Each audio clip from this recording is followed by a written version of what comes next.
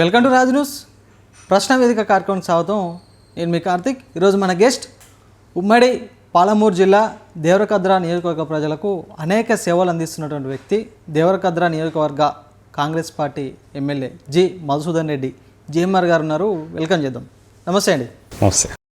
GMR సేవా సమితి ద్వారా ఇప్పటివరకు నియోజకవర్గ ప్రజలకు ఎటువంటి సేవా కార్యక్రమాలు అందిస్తున్నారంటే ఏం చెప్తారు? ఈ జిఎంఆర్ సేవా సమితి రిజిస్ట్రేషన్ 2015లో చేయించడం జరిగింది.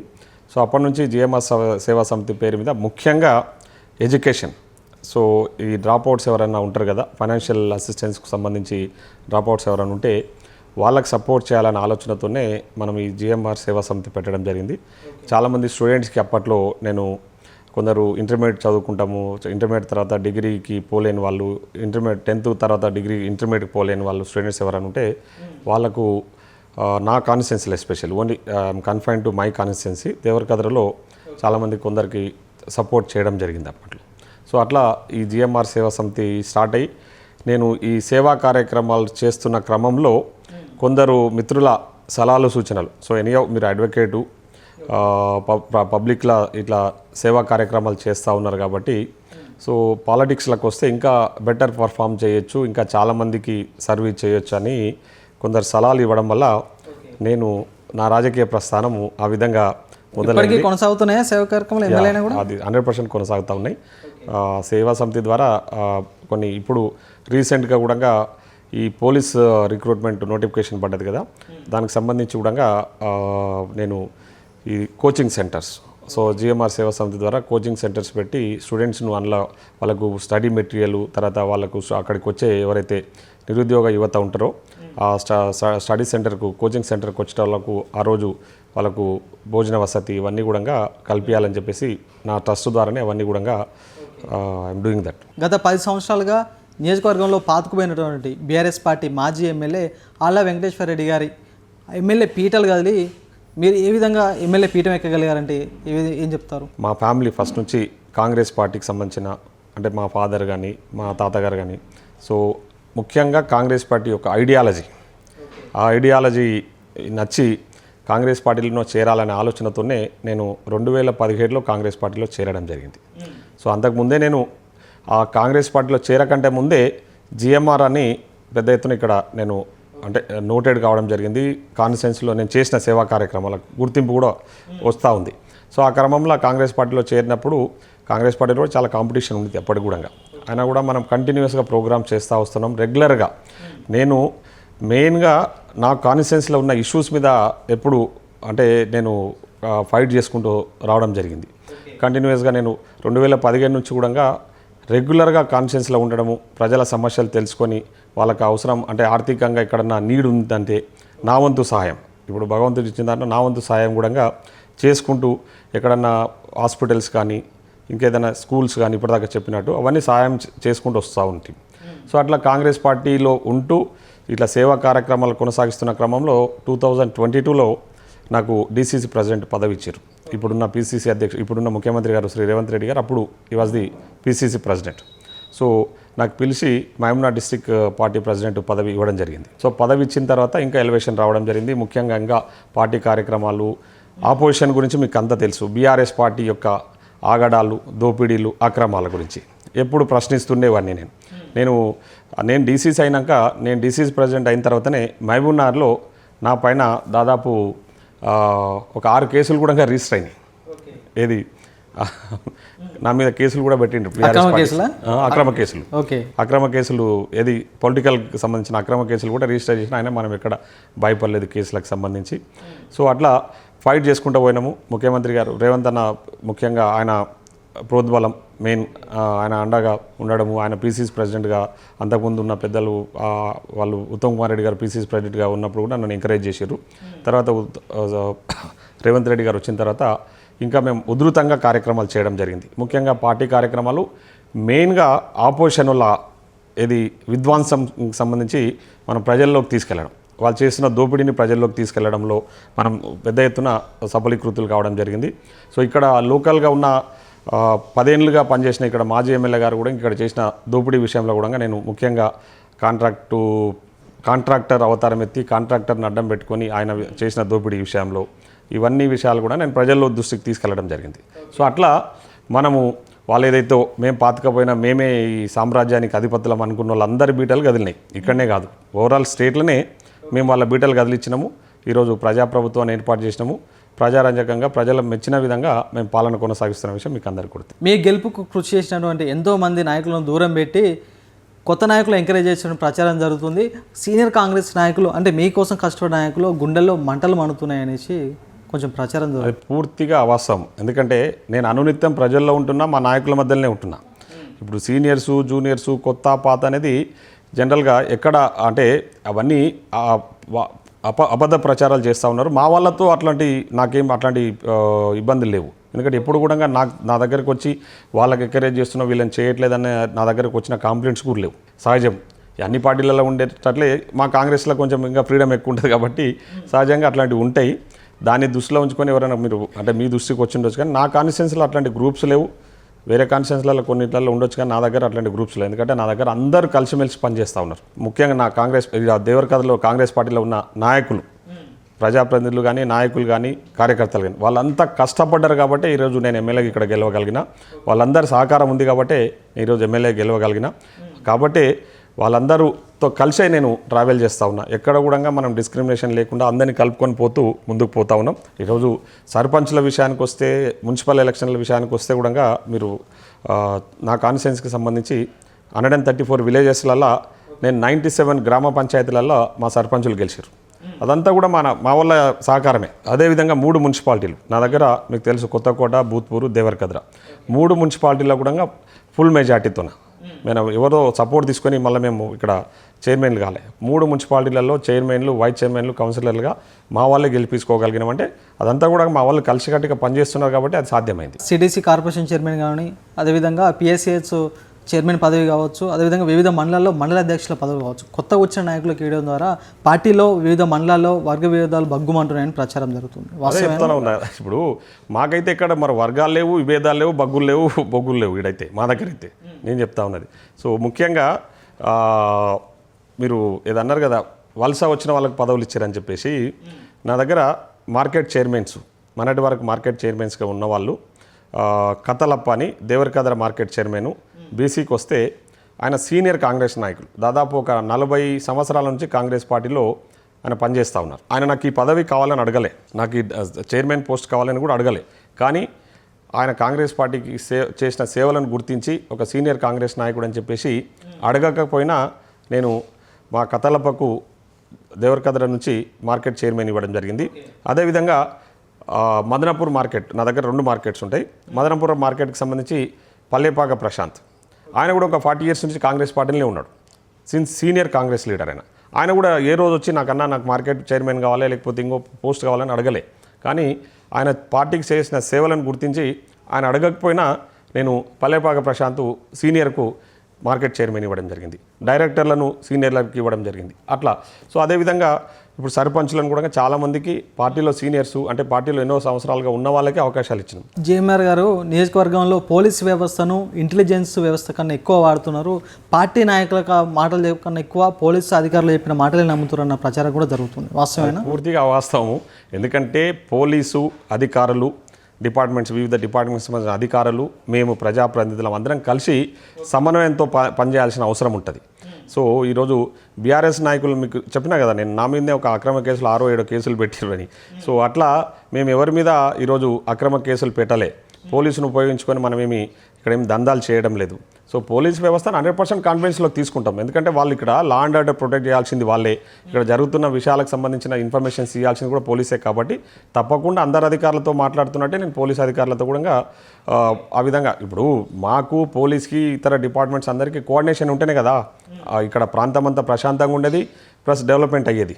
అధికారులతో సమన్వయం లేకుండా అధికారులను పక్కకు పెట్టేసి మేము పనులు చేయకపోతే కాళేశ్వరం కట్టినట్టు అవుతుంది. ప్రచారంలో భాగంగా ప్రజలకు మీరు ఇచ్చిన హామీలు ఏంటి, ఇప్పటివరకు నెరవేర్చిన హామీలు ఏంటి, మీరు ఇచ్చిన హామీలు ఎన్నికల హామీలాగానే మిగిలిపోతున్నాయన్న ప్రచారం సాగుతుంది. సో మీకు కళ్ళకు కట్టినట్టు కనిపిస్తాయి దేవరకథలో మేము ఇచ్చిన హామీలన్నీ ఏ విధంగా నెరవేరుతా ఉన్నాయి ఈరోజు. ముఖ్యంగా హెల్త్ అండ్ ఎడ్యుకేషన్కి సంబంధించి నేను ఆ రోజు మాట ఇవ్వడం జరిగింది. నా నియోజకవర్గంలో పూర్తిగా వెనుకబడ్డ ప్రాంతము, హెల్త్ అండ్ ఎడ్యుకేషన్ పరంగా పూర్తిగా బ్యాక్ అంటే విద్యా వైద్యం మీద ఫోకస్ చేస్తాను. ఎలక్షన్స్లో నన్ను అడిగినప్పుడు మీలాగా జర్నలిస్టులు నన్ను క్వశ్చన్స్ చేశారు. So what is your priority if you become an MLA అంటే నేను ఆన్సర్ చేసింది ఏంది, తప్పకుండా I will focus it on health and education మీద అంటే స్పెషల్ ఫోకస్ చేస్తాను. ఆ రోజు మాట ఇవ్వడం జరిగింది. మాట ఇచ్చిన ప్రకారమే ఈరోజు నేను నా నియోజకవర్గంలో డిగ్రీ కాలేజ్ తీసుకురావడం జరిగింది. నేను ఎమ్మెల్యే అయిన కొత్తలోనే నా నియోజకవర్గంలో డిగ్రీ కాలేజ్ లేదు. ఒక డిగ్రీ కాలేజ్ తీసుకొచ్చిన డిగ్రీ కాలేజ్ దేవరకథలో రన్ అవుతూ ఉంది. అదేవిధంగా ఈరోజు హెల్త్ పరంగా 100 బెడెడ్ హాస్పిటల్ దేవరకథలో 100 బెడెడ్ హాస్పిటల్ నేను వచ్చిన తర్వాత తీసుకురావడం జరిగింది. 100 బెడెడ్ హాస్పిటల్ బ్రహ్మాండంగా పని నడుస్తుంది. బై నెక్స్ట్ మార్చ్ కల్లా అది కంప్లీట్ అవుతుంది, ఓపెన్ చేస్తాం. అదేవిధంగా కొత్తకోటలో 50 బెడెడ్ 30 బెడెడ్తో స్టార్ట్ చేసినాం. అది కన్వర్ట్ చేసి 50 బెడెడ్ కింద అక్కడ హాస్పిటల్ వర్క్ నడుస్తూ ఉంది. అదేవిధంగా పేరూరు చిన్న చింతకుంటలో ప్రైమరీ హెల్త్ కేర్ సెంటర్స్ ఉన్నాయి. అవన్నీ కూడా అప్గ్రేడ్ చేయాలి. అంటే CHC primary health care centre నుంచి కమ్యూనిటీ హెల్త్ సెంటర్స్ కింద కన్వర్ట్ చేస్తే అక్కడ కొన్ని ఫెసిలిటీస్ కల్పిస్తే ఆ ప్రాంతానికి ఉపయోగపడుతుందని చెప్పేసి అవి కూడా గవర్నమెంట్కి పంపడం జరిగింది. సో ఫైనల్ అప్రూవల్స్ కోసము it is pending with the government. So ఈ విధంగా ఎడ్యుకేషన్ హెల్త్ పరంగా ఈ విధంగా ఫోకస్ చేస్తున్నాం. ఎడ్యుకేషన్ పరంగా డిగ్రీ కాలేజ్ తీసుకురావడం జరిగింది. అదేవిధంగా చిన్న చింతకుంటలో జూనియర్ కాలేజ్ తీసుకురావడం జరిగింది. రీసెంట్గా మనము కొత్తకోట కూడా డిగ్రీ కాలేజ్ కావాలని చెప్పేసి ముఖ్యమంత్రి గారి దృష్టికి తీసుకురావడం జరిగింది. సో షార్ట్లీ ఆ డిగ్రీ కాలేజ్ కూడా అక్కడ తీసుకొస్తా ఉన్నాం. సో ఈ విధంగా నేను చెప్పినవి నెరవేరుస్తా ఉన్నా, ముందుకు పోతా ఉన్నాం. సంగారెడ్డిపల్లి తాండా గ్రామ ప్రజలకు ఆయిల్ ఫామ్ ఫ్యాక్టరీ విషయంలో ఎందుకో క్లారిటీ ఇవ్వలేకపోతారు. సో ఆయిల్ ఫ్యాక్టరీ విషయంలో ఎక్కడ కాంట్రవర్సీ ఏం లేదు. ఎందుకంటే వాళ్ళకు ఒప్పించి అక్కడ ఫ్యాక్టరీ మనం ఓపెన్ అంటే ఫౌండేషన్ వేయడం జరిగింది. అంటే గత ప్రభుత్వం తీసుకొచ్చినప్పుడు మీరే కదా వ్యతిరేకించింది. అదే చెప్తా ఉన్నా కదా నేను. ఇప్పుడు వాళ్ళు తీసుకొచ్చిన తర్వాత వాళ్ళు దాన్ని స్టార్ట్ చేయలేదు. సో నేను వచ్చిన తర్వాత దాన్ని నేను అప్పుడు వ్యతిరేకించింది కూడా లేదు అది వచ్చినప్పుడు. సో ఇప్పుడు తీసుకొచ్చిన తర్వాత వాళ్ళు కనీసం అప్పుడు తీసుకొచ్చినప్పుడు వాళ్ళు ఎవరిని కన్విన్స్ కూడా చేయలేదు. కానీ నేను ఈరోజు తాండావాసులను ఆ గ్రామవాసులను అందరిని ఒప్పించి ఆ ఫ్యాక్టరీని వాళ్ళ ఊరికి కొంచెం దూరంగా జరిపియడం జరిగింది. సో దానివల్ల ఎలాంటి పొల్యూషన్ లేదని చెప్పేసి నేను వాళ్ళు ఒప్పుకున్న తర్వాత, ఎందుకంటే తాండావాసులు కానీ ఆ గ్రామవాసులను ఎక్కడైతే ఈ ఫామ్ ఆయిల్ ఫ్యాక్టరీస్ ఉంటాయో ఎక్కడ మన ఖమ్మం దగ్గర అక్కడికి వెళ్ళి వాళ్ళు చూసి వచ్చారు. ఫస్ట్ మీరు చూసి రండి, మీరు ఓకే అన్నాకనే మనము ప్రొసీడ్ అవుతామని చెప్పి వాళ్ళు చూసి వచ్చినాకనే ఇక్కడ వర్క్ నడుస్తూ ఉంది. ఇప్పుడు మా దగ్గర రైతులంతా కూడా పెద్ద ఎత్తున ఫామ్ ఆయిల్ క్రాప్ వైపు మొగ్గు చూపుతా ఉన్నారు. సో ఫామ్ ఆయిల్ మా దగ్గర ఇప్పుడు రేపు పొద్దున క్రాప్ వచ్చిందంటే ఆ ఈల్డ్ అంతా కూడా మనం తీసుకెళ్లాలంటే ఆల్ ద వే అశ్వారావుపేట వరకు తీసుకెళ్ళాలి. సో ఇబ్బందిగా ఉంది.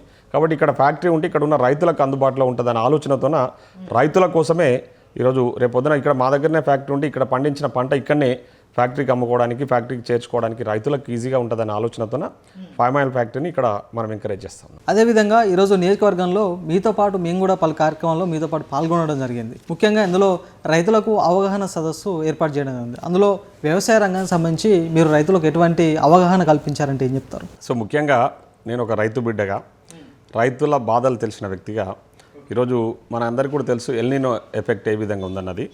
సో ఈరోజు అంటే లెస్ పర్సెంటేజ్ ఆఫ్ ది మనకు రెయిన్ పడతా ఉంది ఇక్కడ. దానివల్ల మా దగ్గర ఎందుకంటే మేజర్ క్రాప్ వచ్చేసి ప్యాడీ. సో ప్యాడీ వైపే రైతులు, ఎందుకంటే వాటర్ సోర్స్ ఉంది కాబట్టి ప్యాడీ ఎక్కువ పండిస్తూ ఉంటారు.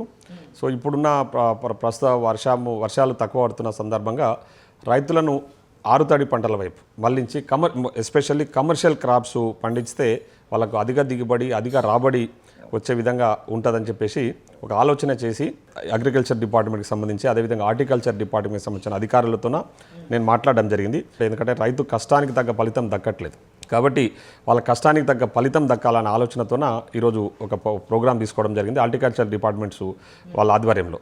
సో మీరు చూసిరు ఇప్పుడు అక్కడ ఆ ప్రోగ్రాంలో ప్రధానంగా నేను ఆ ప్రోగ్రామ్కి నా కాన్స్టిట్యూన్సీలో ఉన్న అందరు సర్పంచ్లను 134 సర్పంచ్లను నేను ఇన్వైట్ చేసిన. సర్పంచ్లంతా అక్కడికి రావడం జరిగింది. ముఖ్యంగా రైతులు చాలామంది వచ్చారు. వాళ్ళందరికీ కూడా అక్కడ రైతులు పండిస్తున్న కూరగాయలు ఏ విధంగా పండిస్తున్నారు, ఏ విధమైన లాభాలు వాళ్ళు ఆర్జిస్తూ ఉన్నారు అనే విషయం మీద రైతులకు ప్రత్యక్షంగా చూపించడం జరిగింది కొందరిని అక్కడికి తీసుకెళ్ళి. ఆ తదనంతరం అక్కడ ఒక మీటింగ్ ఆర్గనైజ్ చేసి హార్టికల్చర్ డిపార్ట్మెంట్కి సంబంధించిన వాళ్ళు ఒక పవర్ పాయింట్ ప్రజెంటేషన్ కూడా ఇవ్వడం జరిగింది. మీరు ఏ పంటలు వేసుకుంటే ఏ విధమైన లాభాలు గడించవచ్చు అనే విషయం విధంగా నేను పూర్తిగా వాళ్ళకు అవగాహన కల్పించడం జరిగింది. దాని పట్ల చాలామంది రైతులు ప్రోగ్రామ్ అయిపోయిన తర్వాత నా దగ్గరకు వచ్చి మీరు చూసినారు చాలా హ్యాపీగా ఫీల్ అవుతూ సార్ మంచి కార్యక్రమానికి శ్రీకారం చుట్టారు, తప్పకుండా మేము ఈ కూరగాయలు పండించుకునే వైపు మేము కూడా ప్రయత్నాలు చేస్తాము. మా దగ్గర ఉన్న పొలంలో ఒక 1/2 ఎకరో 1/4 ఎకరో లేకుంటే 1 ఎకర్లను తప్పకుండా కూరగాయలు పండించుకొని మేము కూడా అధిక లాభాలు ఆర్జించే ప్రయత్నం చేస్తామని చెప్పేసి కొందరు రైతులు నా దగ్గరకు వచ్చి చెప్పిన విషయాన్ని కూడా నేను ఈ సందర్భంగా మీతో షేర్ చేస్తా ఉన్నా. మనం సెంటర్ ఆఫ్ ఎక్సలెన్స్ అని జీడిమెట్లో ఒకటి ఉంది. ఆ సెంటర్ ఆఫ్ ఎక్సలెన్స్లో మేము నారు గ్రో చేస్తాం. అక్కడ కూరగాయలకు సంబంధించింది గవర్నమెంటే. దాంట్లో ఈ సైంటిస్టులంతా తయారు చేసిన సీడ్ తీసుకొని అక్కడ నారు ఇక్కడ గ్రామాలలో కూరగాయలు ఎవరైనా పండించుకోవాలనుకొని వాళ్ళు ముందే సమాచారం అధికారులకు ఇస్తే వాళ్ళ నారు ప్రిపేర్ చేసి ఒక 20 days టైం తీసుకొని అడ్వాన్స్గా వాళ్ళతో ఇన్ఫర్మేషన్ తీసుకొని త్రూ ఆఫీసర్స్ హార్టికల్చర్ డిపార్ట్మెంట్కి సంబంధించిన వాళ్ళతో తీసుకొని వాళ్ళు అక్కడ నారు గ్రో చేసిన తర్వాత ఫ్రీ ఆఫ్ కాస్ట్లా అది సెంటర్ ఆఫ్ ఎక్సలెన్స్ అనేది అక్కడ పండించిన తర్వాత అక్కడ నర్సరీస్ ఉన్నాయి జీడిమెట్ల దగ్గర. ఆ నర్సరీస్ నుంచి ఫ్రీ ఆఫ్ కాస్ట్లో రైతులకు నారు ఇవ్వడం జరుగుతుంది. అది చాలామందికి తెలియదు. సో అది కూడా ఈరోజు ఇక్కడ చెప్పడం జరిగింది. రాష్ట్ర వ్యాప్తంగా చూసుకుంటే అసలు కాంగ్రెస్ పార్టీలో ఏం జరుగుతుంది? రాక పార్టీ రాష్ట్రంలో అధికారంలోకి వచ్చింది. ఏ నియోజకవర్గంలో చూసినా కూడా కుమ్ములాటలు, అంతర్గత వర్గ విభేదాలు. మళ్ళీ రానున్న రోజుల్లో కాంగ్రెస్ పార్టీ అధికారంలోకి వచ్చే అవకాశం ఉందంటారా? సార్ 100% కాంగ్రెస్ పార్టీ రెండోసారి కూడా భారీ మెజారిటీతో అధికారంలోకి వస్తాం. ఏ నియోజకవర్గాలు చూసినా కూడా ఇన్ని వర్గ విభేదాలు వస్తాయి. అదే చెప్తా ఉన్నా, అది కాంగ్రెస్ పార్టీలో సహజం. ఇప్పుడు గ్రూపులు తగాదాలు అనేది కాంగ్రెస్ పార్టీలో సహజం. ఎందుకంటే కాంగ్రెస్ పార్టీ ఏదో ప్రైవేట్ లిమిటెడ్ కంపెనీ కాదు. అది ఆ ప్రైవేట్ లిమిటెడ్ కంపెనీ ఇప్పుడు బీఆర్ఎస్ ఇంకో పార్టీ లాంటి ప్రైవేట్ లిమిటెడ్ కంపెనీలలో ఒకటే ఏకచేతనాధిపత్యం చెలాయిస్తుంటాడు. ఆయన చెప్పిందే కింద వాళ్ళంతా ఈయన పరిస్థితి ఉంటుంది. కానీ ఇక్కడ కాంగ్రెస్ పార్టీలో ప్రజాస్వామ్యం ఎక్కువ ఉంటుంది. కాబట్టి అందరూ కొట్లాడినా సమయం వచ్చినప్పుడు మళ్ళీ అందరూ ఏకమవుతారు. కాంగ్రెస్ పార్టీలో ఉన్న ఒక గొప్పతనం ఏంటంటే కాంగ్రెస్ పార్టీ కార్యకర్తల గురించి నేను చాలా గ్రేట్గా ఫీల్ చెప్తా ఉన్న మాట ఇది. సో చాలామంది ఏమనుకుంటారంటే వీళ్ళు కాంగ్రెస్ పార్టీలో గ్రూపులు ఉన్నాయి అంటే నాకు కూడా మా కాన్స్టిట్యూన్సీలో కూడా కొన్ని సమాచారాలు నాకు వస్తూ ఉన్నాయి. ఇక్కడ గ్రూపులు ఉన్నాయి కాబట్టి సో ఎవరైతే గ్రూపులను ఎంకరేజ్ చేసి ఒక గ్రూపును మన వైపు తెచ్చుకొని మనం రేపు పొద్దున ఏదో లాభపడదామని కొందరు ఏదో ప్రయత్నాలు చేస్తున్నట్టు నాకు సమాచారం. కానీ నేను ఒకటి ఏం చెప్తున్నట్టే కాంగ్రెస్ పార్టీలో అది సాధ్యం కాని పని. ఎందుకంటే కాంగ్రెస్ పార్టీలో ఉన్న కార్యకర్తలు ఏ విధంగా ఉంటారంటే వాళ్ళు కరడుగట్టిన కార్యకర్తలు. కాంగ్రెస్ పార్టీ అంటే అంత అభిమానంతో ఉండే వ్యక్తులు ఏ పార్టీలో ఉండరు కాంగ్రెస్ పార్టీలో ఉన్న విధంగా. ఎందుకంటే సమయం వచ్చినప్పుడు అందరూ ఏకమై మళ్ళీ కాంగ్రెస్ పార్టీ కోసమే పనిచేస్తారు. మీకు ప్రతిపక్ష పార్టీలో అవుతుంది, అదేవిధంగా ప్రజలు అవుతుంది. మీరు ఇచ్చినటువంటి 6 గ్యారంటీలు ఇప్పటివరకు అమలు కాలేదని విమర్శలు వస్తున్నాయి కదా. అదే అడిగే వస్తాను. ఇప్పుడు 6 గ్యారంటీల విషయానికి వస్తే బాగా గుర్తు చేసిన మీరు.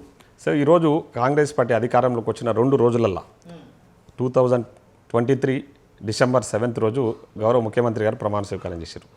9th అంటే డిసెంబర్ 9th 2023 రోజే 2 కార్యక్రమాలకు ఆ రోజు 2 గ్యారంటీలకు శ్రీకారం చుట్టడం జరిగింది. ముఖ్యంగా ఆ రోజు ఆర్టీసీ బస్సులలో మహిళలకు ఉచిత సౌకర్యము, అదేవిధంగా ఆరోగ్యశ్రీ పథకాన్ని ఆ రోజు లాంచ్ చేసిన విషయం మీ అందరికీ కూడా తెలుసు. ఈరోజు ఆరోగ్యశ్రీ పథకం ద్వారా ఎన్ని వేల మంది లబ్ధి పొందుతూ ఉన్నారు. నా కాన్స్టిట్యున్సీలోనే నేను కొన్ని వందల మందికి ఎల్ఓసీలు ఇవ్వడం జరిగింది. కొన్ని వేల మందికి సీఎంఆర్ఎఫ్ ఇస్తూ ఉన్నాము. ఆ విధంగా ఆర్టీసీ బస్సులలో ఈరోజు కొన్ని కోట్ల మంది మహిళలు ఉచితంగా ప్రయాణం చేస్తూ ఉన్న విషయాన్ని ఇప్పుడు మనం కళ్ళారా చూస్తున్నాం. కానీ కొన్ని ప్రైవేట్ హాస్పిటల్స్కి ఆరోగ్యశ్రీ ద్వారా చేసినటువంటి వైద్యానికి సరైన బిల్లులు కూడా అదే అడిగే వస్తున్నా. ఆరోగ్యశ్రీ పథకం పెట్టేంటూ కాంగ్రెస్ పార్టీ ఆ బిల్లులకు పెండింగ్ పెట్టడానికి కారకులు ఎవరు? గత పాలకులే కదా. గత పాలకులు పెండింగ్ పెట్టిపోయిన బిల్సే మేము వచ్చిన తర్వాత మా ముఖ్యమంత్రి గారు క్లియర్ చేశారు. నేను వచ్చిన తర్వాత నా కాన్స్టిట్యున్సీలో పోయిన సీఎంఆర్ఎఫ్ పాత అంటే లాస్ట్ గవర్నమెంట్ పెండింగ్ పెట్టిపోయినవే చాలా మటుకు మేము క్లియర్ చేసినాం ఇప్పుడు. సో ఆ విధంగా ఈరోజు 6 గ్యారెంటీలలో సన్నబియ్యం మేము గ్యారెంటీ కాదది, మా గ్యారెంటీలో లేని పథకం అది. మేము హామీ ఇవ్వలే ఆ రోజు ఎలక్షన్ హామీలలో లేని పథకం సన్నబియ్యం అన్నది. కానీ ఈరోజు సన్నబియ్యం ఇస్తూ ఉన్నాము. ప్రతి పేదోడి కడుపు నిండుతూ ఉంది. హ్యాపీగా వాళ్ళు సన్నబియ్యం తెచ్చుకొని తింటూ ఉన్నారు. అదేవిధంగా రేషన్ కార్డ్స్ ఈరోజు 10 సంవత్సరాలు రేషన్ కార్డ్స్ కోసము నానా ఇబ్బందులు పడ్డ వ్యక్తులందరూ ఈరోజు హ్యాపీగా రేషన్ కార్డ్స్ నా కాన్స్టిట్యున్సీలోనే దాదాపు 19,000 కొత్త రేషన్ కార్డ్స్ ఇవ్వడం జరిగింది. అదేవిధంగా ఈరోజు ఇందిరమ్మ ఇండ్లు ఎవరు ఊహించని విధంగా ఈరోజు తెలంగాణలో ఒక ఇందిరమ్మ ఇండ్ల పండుగ నడుస్తూ ఉంది. నా నియోజకవర్గంలో 3,500 ఇండ్లకు ఈరోజు 2,674 హౌజెస్ కంప్లీట్ అయినాయి. అదేవిధంగా 200 యూనిట్స్ కరెంటు నా కాన్స్టిట్యున్సీలో 66,000 కుటుంబాలకు గాను దాదాపు 59,000 కుటుంబాలకు ఈరోజు 200 యూనిట్స్ కరెంట్ ఫ్రీ ఇస్తా ఉన్నాం. అది మా గ్యారంటీ కదా. 500 సిలిండర్ ఇస్తా ఉన్నాం. అది మా గ్యారంటీ. ఇంకా అక్కడక్కడ కొన్ని డిస్క్రిపెన్సీస్ ఉన్నాయి, అవన్నీ కూడా రిజాల్వ్ చేస్తా ఉన్నాం. 2 lakhs లోపు రుణాలు నా కాన్స్టిట్యున్సీలో 294 crores, 1 రూపీ 2 రూపీస్ కాదు, 294 కోట్ల రూపాయల రుణమాఫీ, 2 lakhs లోపు ఉన్న రుణాలను మేము మాఫీ చేసిన ఘనత మా ప్రజా ప్రభుత్వాన్ని, మా గౌరవ ముఖ్యమంత్రి రేవంత్ రెడ్డి గారిది. యంగ్ ఇండియా ఇంటిగ్రేటెడ్ స్కూలు, అదేవిధంగా పాలమూరు రంగారెడ్డి ప్రాజెక్టుపై వస్తున్న ఆరోపణలపై మీ స్పందన ఏంటంటే చెప్పి. యంగ్ ఇండియా ఇంటిగ్రేటెడ్ రెసిడెన్షియల్ స్కూల్కి 1 or 2 acres సరిపోదు, minimum 20 acres, minimum 20 acres place కావాలన్నందుకు మనము నా దగ్గర ఒక ప్లేసు 25 acres ప్లేస్ ఇవ్వడం జరిగింది. అక్కడ మంచిగా ఇప్పుడు కన్స్ట్రక్షన్ నడుస్తూ ఉంది. హ్యాపీగా 100% అది నెక్స్ట్ అకాడమిక్ ఇయర్ కల్లా పూర్తి చేస్తాము. సో అది ఒకటి. ఇంకా నెక్స్ట్ వచ్చేసి పాలమూరు రంగారెడ్డి ఇరిగేషన్ ప్రాజెక్టుకు సంబంధించి మీరు ఈ విషయంలో ముఖ్యంగా ఈరోజు మా పాలమూరు జిల్లా ప్రజలను బాగా మోసం చేసిన వ్యక్తులు బీఆర్ఎస్ పార్టీ నాయకులు, ముఖ్యంగా కేసీఆర్ గారే. ఎందుకంటున్నంటే కేసీఆర్ గారే ఇక్కడే, ఇప్పుడు మీరు ఇక్కడ ఉన్నారు కదా, ఇక్కడ కూతవేడు దూరంలో కర్వెన విలేజ్ ఉంటుంది. కర్వెన విలేజ్లోనే 2015 జూన్ 11వ తారీఖు రోజు కేసీఆర్ గారు ఇక్కడికి వచ్చి ఫౌండేషన్ స్టోన్ వేసింది పాలమూరు రంగారెడ్డి లిఫ్ట్ ఇరిగేషన్కు వేసి ఆ రోజు మాట్లాడిన మాటలు ఏంటంటే, ఈ ప్రాజెక్టును 3 yearsలో కంప్లీట్ చేసి ఈ ప్రాంత ప్రజలకు నీళ్ళు ఇస్తా, ముఖ్యంగా ఈ కర్వెన ప్రాజెక్టులో భూములు కోల్పోయిన వారికి మొదటి శిలకాన్నే భూమి ఇస్తా, ఇంటికి ఒక ఉద్యోగం ఇస్తే ఎవరైతే భూములు కోల్పోయారో అన్న వ్యక్తి 3 ఏళ్ళు కాదు కదా, వాళ్ళు ఉన్న రోజులు 8 ఏళ్ళే ఉన్నారు. ఆ 8 ఏళ్ళల్లో వాళ్ళు చేసిన పనులు మీకు తెలుసు ఏ విధంగా పెండింగ్ ఉన్నాయో. అదేవిధంగా ఇంటికి ఒక ఉద్యోగం పక్కకు పెడితే ఊరికి ఒక ఉద్యోగం కూడా ఇవ్వలే వాళ్ళు ఉన్న రోజులు. ఇక్కడ మీటింగ్ పెట్టిన రోజు కేసీఆర్ గారు చెప్పింది ఏంటంటే, ఇక్కడనే గెస్ట్ హౌస్ కట్టియండి, ఇక్కడ వచ్చి ఉండి ఈ ప్రాజెక్టు పూర్తి చేస్తున్న వ్యక్తి దీన్ని గాలికి వదిలేసి కాళేశ్వరం మీద ఫోకస్ చేసిరు. కాళేశ్వరంలో పెద్ద ఎత్తున బడ్జెట్ కేటాయింపులు చేసిరు. కాళేశ్వరాన్ని కడితే అది ఏమైందో అందరికీ తెలిసింది. సో పాలమూరు రంగారెడ్డి ప్రాజెక్టును పూర్తిగా గాలికి వదిలేస్తే ఈరోజు మేము వచ్చిన తర్వాత మా ముఖ్యమంత్రి గారు నెంబర్ ఆఫ్ టైమ్స్ రివ్యూ చేయడం జరిగింది. ముఖ్యంగా ఇరిగేషన్ శాఖ మంత్రి పెద్దలు ఉత్తమ్ కుమార్ రెడ్డి గారు వీళ్ళందరూ కూడా నెంబర్ ఆఫ్ టైమ్స్ రివ్యూ చేసి ఈ ప్రాజెక్టును ఎట్టి పరిస్థితుల్లో పూర్తి చేయాలనే ఆలోచనతో మా ముఖ్యమంత్రి గారు ఉన్నారు. మీ నియోజకవర్గంలో బ్రాహ్మోస్ మిసైల్ తయారీ కేంద్రం కావచ్చు, ఇటు మిదాని కంపెనీ కానీ మీ నియోజకవర్గంలో పెడుతున్న సమాచారం ఉంది, వాస్తవేనా? ఈ విషయంలో కూడా నేను మా గౌరవ ముఖ్యమంత్రి రేవంత్ రెడ్డి గారికి నేను ప్రత్యేకంగా కృతజ్ఞతలు తెలియజేయాలి. ఎందుకంటే బ్రహ్మోస్ మిసైల్ మ్యానుఫ్యాక్చరింగ్ యూనిట్కి సంబంధించి ఆ డిఆర్డీఏ అధికారులు ఎవరైతే ఉన్నారో వాళ్ళు ఇక్కడ మా దగ్గర ప్లేస్ చూడడానికి రావడం జరిగింది. నేను వేరే వాళ్ళ త్రూ వాళ్ళని ఇంటరాక్ట్ అయినప్పుడు వాళ్ళు ఒకటే, మీరు ముఖ్యమంత్రి గారితో అపాయింట్మెంట్ ఇప్పియండి, మేము మాట్లాడి ఒకసారి ముఖ్యమంత్రి గారు విల్లింగ్ ఉంటే వీల్ గో హెడ్ అన్నారు. సో నేను పోయి అడిగింది ఎత్తాడు, అన్న ఇట్లా డిఆర్డీఏ వాళ్ళు మీరు మళ్ళీ కలుస్తామంటున్నారు ఈ ఇష్యూ మీద అంటే, నేను మార్నింగ్ 9:30కి పోయి కలిస్తే 11 o'clock అపాయింట్మెంట్ ఇచ్చింది, అదే సేమ్ డే ఇచ్చి వాళ్ళతో మాట్లాడిన తర్వాత వాళ్ళు దేవరకద్ర దగ్గర ల్యాండ్ ఉందని ఎమ్మెల్యే గారు చెప్తా ఉన్నారు, మీరు అనుమతిస్తే మేము పోయి ల్యాండ్ విజిట్ చేస్తామంటే నో ఇష్యూ, మీరు 100% విజిట్ చేయండి అని చెప్పి వాళ్ళు చెప్పినప్పుడే వెరీ నెక్స్ట్ డే బ్రహ్మోస్ వాళ్ళు ఇక్కడికి రావడము, ఈ ల్యాండ్ విజిట్ చేయడము, తర్వాత మళ్ళీ ముఖ్యమంత్రి గారికి పోయి వాళ్ళు రిపోర్ట్ చేశారు. వాళ్ళు కండిషన్ ఏముంది అంటే, ఫ్రీ ఆఫ్ కాస్ట్లో మాకు ల్యాండ్ అలాట్మెంట్ చేస్తే will think about to establishment of the BrahMos missile manufacturing అని చెప్పడం జరిగింది. ఎవరు డిఆర్డీఏ డీజీ డైరెక్టర్ జనరల్ వాళ్ళు మళ్ళీ వేరే మాట్లాడకుండా సింపుల్గా 100% మనము అంత ప్రిస్టేజియస్ ప్రాజెక్టు మన దగ్గర వస్తున్నందుకు, ఎస్పెషల్లీ మన జిల్లాకు వస్తుంది, మన దేవరకద్రకు వస్తుంది కాబట్టి ఫ్రీ ఆఫ్ కాస్ట్లో ల్యాండ్ ఇద్దామని చెప్పేసి రీసెంట్గా గవర్నమెంట్ నుంచి మేము లెటర్ కూడా డిఆర్డీఏ వాళ్ళకి ఇవ్వడం జరిగింది. డిఫెన్స్ మినిస్టర్ గారు కూడా చాలా సానుకూలంగా స్పందించి తప్పకుండా వీళ్ళు సపోర్ట్ అని చెప్పారు. So that process is going on, we are expecting తప్పకుండా మాకు ఆ శాంక్షన్ వస్తుంది, మేము ఇక్కడ బ్రహ్మోస్ పెట్టుకోబోతా ఉన్నాం. ఆ విధంగా మా ముఖ్యమంత్రి గారు ఈరోజు మహబూబ్నగర్ జిల్లాకు సంబంధించి IIIT ఇవ్వడం జరిగింది, ఇంజనీరింగ్ కాలేజ్ ఇవ్వడం జరిగింది మహబూబ్నగర్ హెడ్ క్వార్టర్లో, లా కాలేజ్. సో ఈ విధంగా ఇన్ని జరుగుతూ ఉన్నాయి. సో మిదాని వాళ్ళు కూడా రీసెంట్గా నేను వాళ్ళతో ఇంటరాక్ట్ అయినా, మిదాని కంపెనీ వాళ్ళు, ఎందుకంటే ఇప్పుడు సంతోష్ నగర్లో ఉంది, వాళ్ళు they are planning to establish a second unit in somewhere. సో నాకు అది తెలిసి నేను వాళ్ళని అప్రోచ్ అయ్యి మా దగ్గర పెట్టండి అని చెప్పి నేను ఇక్కడనే భూత్పూర్ మండల్ కర్వేన దగ్గర మాకు ల్యాండ్ అవైలబిలిటీ ఉంది, ఆ ల్యాండ్ చూపించడం జరిగింది. వాళ్ళు వచ్చి ఈ మధ్యలో నేను ల్యాండ్ కూడా చూసిరు. సో దే ఆర్ సాటిస్ఫైడ్, ఎందుకంటే నియర్ టు ఎయిర్పోర్ట్ ఉంది, నియర్ టు హైదరాబాద్ ఉంది కాబట్టి. సో మిదాని వస్తే కూడా మాకు ఇక్కడ మా యువతకు పెద్ద ఎత్తున ఉద్యోగ అవకాశాలు వచ్చే అవకాశం ఉంది కాబట్టి ఐఎమ్ ట్రయింగ్ మై బెస్ట్. మీ నియోజకవర్గ ప్రజలకు మీరు ఇచ్చే సందేశం ఏంటి అంటే ఏం చెప్తారు? సో తప్పకుండా వాళ్ళ ఆశీస్సులతో నేను ఈరోజు ఎమ్మెల్యేగా గెలవడం జరిగింది. వాళ్ళు అనుకున్న విధంగా పనిచేయాలనేది నా లక్ష్యం, దానికోసం నా తాపత్రయం, నేను పనిచేస్తూ ఉన్నా. ముఖ్యంగా నా కాన్స్టిట్యున్సీలో యువతకు మంచి అవకాశాలు రావాలి, వాళ్ళు మంచి భవిష్యత్తు, ఎందుకంటే ఇప్పుడు వాళ్ళకు ఉద్యోగాలు ఇప్పిస్తే చాలు, వాళ్ళ కుటుంబాలు బాగుపడతాయి, వాళ్ళ ప్రాంతం బాగుంటుంది. ముఖ్యంగా మంచి ఎడ్యుకేషన్ ఇవ్వాలనేది నా ఆలోచన. వాళ్ళకు మంచి హెల్త్ పరంగా కూడా మంచి హాస్పిటల్స్ ఉండే విధంగా మంచి ఎడ్యుకేషన్ ఇస్తే చాలు, వాళ్ళు తప్పకుండా భవిష్యత్తులో వాళ్ళ కుటుంబాలు బాగుంటాయనే ఆలోచనతో ముందుకు పోతా ఉన్నాం. ముఖ్యంగా రైతులకు సంబంధించి కూడా నా శాయశక్తిలో ప్రయత్నం చేస్తూ ఉన్నా. ఇప్పటికే అజిలాపురం లిఫ్ట్ తీసుకురావడం జరిగింది. చౌదరపల్లి లిఫ్ట్ ఇంకోటి ప్రపోజల్లో ఉంది. నాకు తెలిసి 10-15 డేస్లో అదొక లిఫ్ట్ శాంక్షన్ తీసుకొస్తా ఉన్నాం. సో ముఖ్యంగా కోయిల్ సార్ కింద ఉన్న సుమారు నియోజకవర్గానికి ఎన్ని కోట్ల నిధులు తీసుకొచ్చారు? ఇప్పటికీ ఆల్మోస్ట్ మోర్ దెన్ 1000 crores. 1000 కోట్లు. ఎస్. సో ఇంకా ఉంది, చాలా ప్రపోజల్స్ ఉన్నాయి. ఈ మధ్యనే ముఖ్యమంత్రి గారు ఓ మంచి కార్యక్రమానికి, అంటే నేను ఈ మధ్యనే కొత్తకోట, మా దగ్గర కొత్తకోట టౌన్ ఉంటుంది, అక్కడ గర్ల్స్ హై స్కూల్ ఎంత అంటే గత పాలకులు ఏ విధంగా ఎడ్యుకేషన్ నెగ్లెక్ట్ చేసిండనడానికి అది ప్రత్యక్ష నిదర్శనం. మా దగ్గర గర్ల్స్ హై స్కూళ్ళు పూర్తిగా డిలాప్టెడ్ కండిషన్ ఉండే, చూసి ఆ స్కూల్లో క్లాస్ రూమ్స్ లేక చాలామంది అమ్మాయిలు చెట్ల కింద చదువుకుంటున్నారు, టాయిలెట్స్ లేక ఇబ్బందులు పడతా ఉండేవి. ఆల్మోస్ట్ ఒక 350 గర్ల్స్. నేను ఆ రోజు వాళ్ళకి చెప్పినా, తప్పకుండా నేను ఎమ్మెల్యే గెలిచిన తర్వాత మీకు హై స్కూల్ కట్టిస్తాను చెప్పి మాట ఇచ్చి నేను మాట నిలబెట్టుకున్నా. ఈరోజు 1,50 lakhs అయింది ఆ స్కూల్ కంప్లీట్ కావడానికి. ఆ స్కూలు కంప్లీట్ అయిన తర్వాత ఈ మధ్యలోనే ముఖ్యమంత్రి గారి దృష్టికి నేను పోయి, అన్న ఇట్లా స్కూల్ కంప్లీట్ అయింది, మీరు ఖచ్చితంగా ఓపెనింగ్కి రావాలంటే నేను అడిగిందే తడుగా. చాలామంది అన్నారు ఏంది ఇంత చిన్న కార్యక్రమానికి ముఖ్యమంత్రి రావడం ఏందని. కానీ ఎడ్యుకేషన్ మీద ఆయన అంటే ఆయన పెడుతున్న ఫోకస్ ఆ విధంగా ఉంది కాబట్టి, ఎడ్యుకేషన్ అనే వరకే స్టూడెంట్స్తో కార్యక్రమం కాబట్టి తప్పకుండా వస్తాను మాట ఇచ్చిండు. మాట ఇచ్చిన ప్రకారం ముఖ్యమంత్రి గారు వచ్చారు, ఆ స్కూల్ ఇనాగ్రేట్ చేసారు. ఆ ఇనాగ్రేషన్లో కూడా ముఖ్యమంత్రి గారు పాల్గొన్నారు. ఇది నాటి ప్రశ్న వేదిక కార్యక్రమం చూస్తున్నానండి. రాజ్ న్యూస్ మనోగేష్తో మళ్ళీ కలుద్దాం.